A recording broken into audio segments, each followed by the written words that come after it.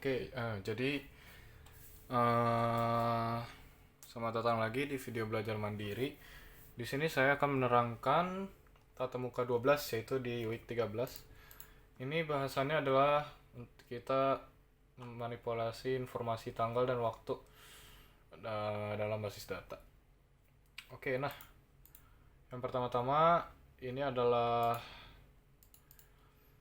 bisa dilihat ini PHP date dan time function. Nah, jadi dasarnya itu seperti ini. Oke. Nah, di sini ada banyak macamnya. Jadi, nah, ini kita bisa menggunakan date and time itu menggunakan karakter yang seperti ini nih. Misalnya D.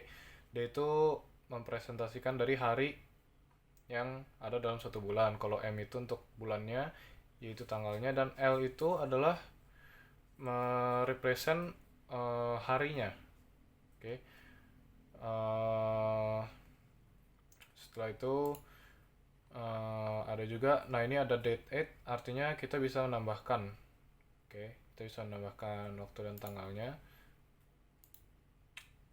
Kalau ini parameter value-nya. Jadi ini format-format apa aja yang bisa digunain. Misalnya day of month. Kalau bedanya D sama J ini adalah D itu yang D kecil ini menggunakan angka 0 di depannya. Tapi kalau misalnya yang J itu tidak menggunakan angka 0 di depannya. Kalau D yang gede ini itu antara hari antara Senin sampai Minggu tapi disingkat. Kalau misalnya yang I gede itu dia hari tapi lengkap, nggak disingkat. Nah terus ada S juga. Ini hari juga. Kalau yang ada F, M kecil, N, dan seterusnya. Ada lagi nih. Ini lengkapnya. Kalau gitu saya coba langsung saja. Jadi di sini saya sudah membuat satu contoh. Saya sudah membuat satu contoh tentang pemanggilan date and time. Saya perlihatkan di sini. Nah, jadi di sini itu bedanya apa? Jadi di sini saya panggil Y/M/D. Nah, dia jadinya di sini adalah tahun, bulan, dan tanggal. Dan seterusnya juga. Jadi yang ini pakai dot, yang ini pakai strip. Nah, di sini ada L, kayak yang tadi saya bilang. L ini menunjukkan harinya, Saturday. Nah, ini hari Sabtu.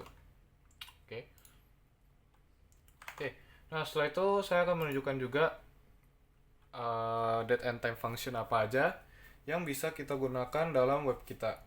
Yang pertama, misalnya kita mau buat footer. Nah, ini ada bisa buat copyright misalnya tahun 2010 sampai tahun yang saat ini,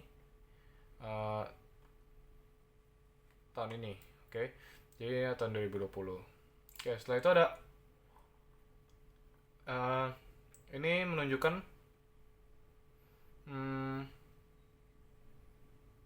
tanggal yang default. Nah, kalau yang ini dia menunjukkan hour. Kalau yang ini adalah menitnya. Kalau yang ini adalah second. Dan A itu apa sebenarnya? Kalau A itu adalah dia menunjukkan PM atau AM-nya. Karena ini defaultnya adalah date and time dalam AM atau PM. Nah setelah itu saya akan menunjukkan juga. Nah, ini adalah default time zone yang bisa kita set. Nah contohnya adalah seperti ini. Jadi kita bisa mengubah time zone yang kita sesuai dengan time zone yang kita inginkan. Contohnya ini Asia Jakarta. Nah, ini menunjukkan pukul 10 menit 49 lewat 58 detik. Nah, ini PM artinya malam hari. Coba kita ubah ke Amerika. Misalnya contoh New York. Oke, nah kita coba run. Oke, nah berarti saat ini di Amerika atau di New York dan di New York itu sedang menunjukkan pukul 3:57 menit 58 detik PM, artinya di sana sore, jam 3 sore menjelang jam 4. Oke. Itu merupakan default time zone. Yang berikutnya adalah ini.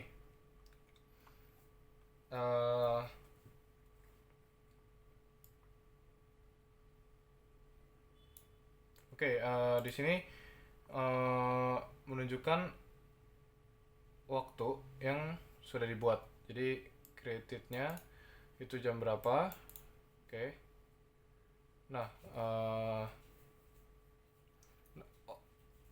oke, jadi kita bisa men-set juga. Misalnya kita mau set ini jam 11 lebih 14 lewat 54. Oke. Nah, nanti kita bisa masukin di sini YMD-nya, tahun, bulan, dan tanggalnya. Waktunya juga bisa kita bisa set juga. Misalnya ini jam 8 menitnya 12.